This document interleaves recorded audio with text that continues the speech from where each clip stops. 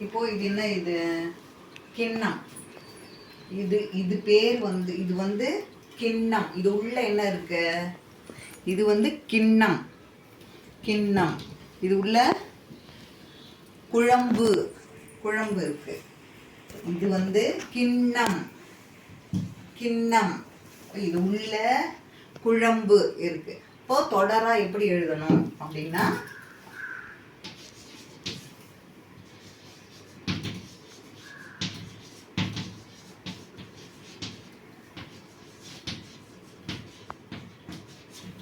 எப்படி எழுதணும்?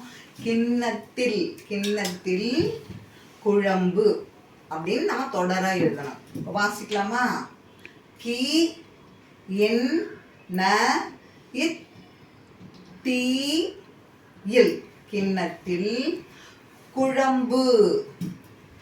கு ழ இம் பு குழம்பு. கிண்ணத்தில் குழம்பு.